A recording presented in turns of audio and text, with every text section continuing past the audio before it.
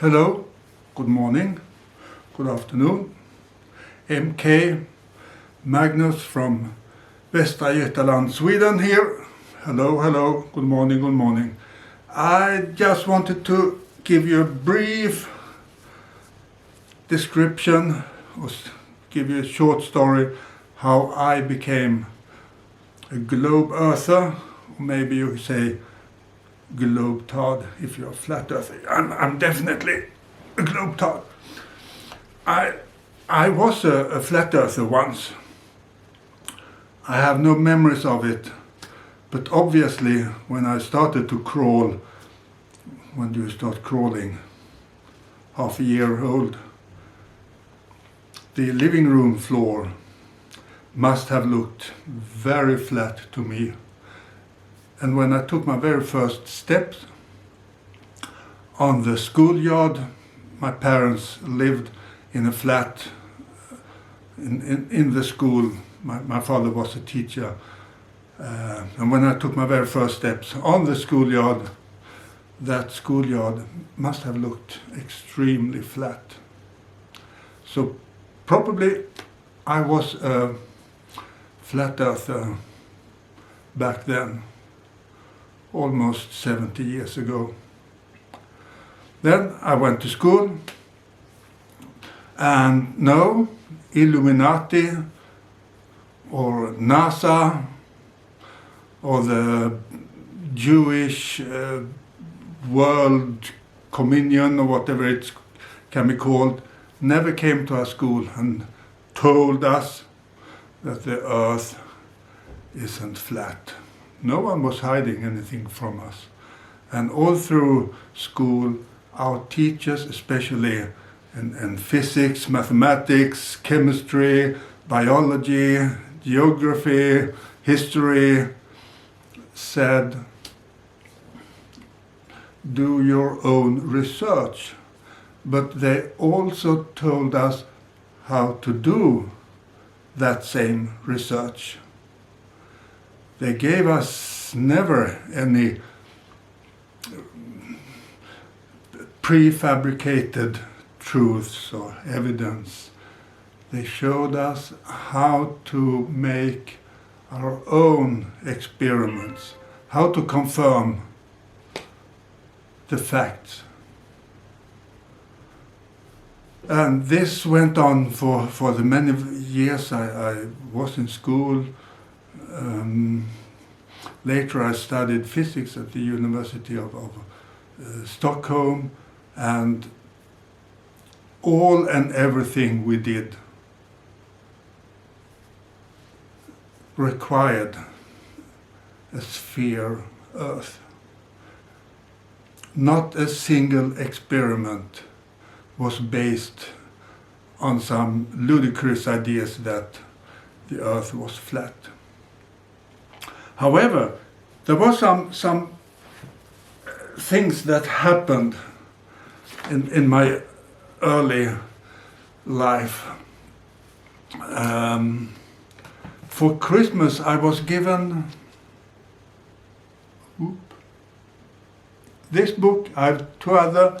It's the sort of young person's yearbooks from Reader's Digest. And favorite themes: snakes, hate snakes.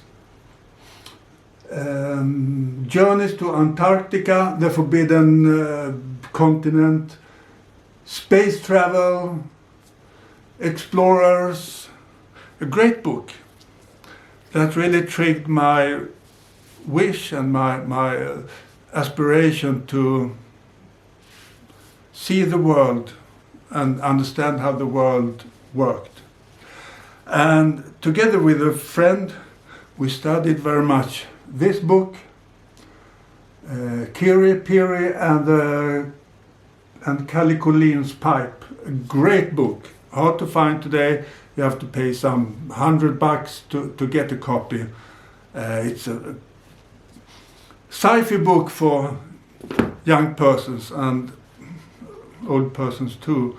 And no, it's not realistic. Here you see our friends going away in a spaceship, no spacesuits.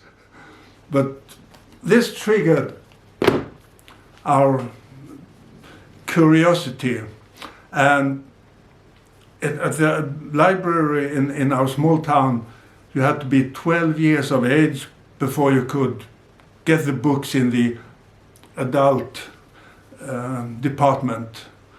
But me and my friend, we got a special permit to borrow those books, and we brought home books about adventurers,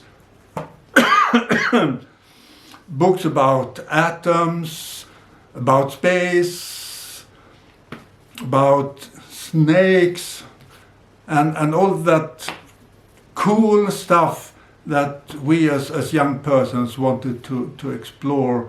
And I'd say we never heard anything that the world was flat.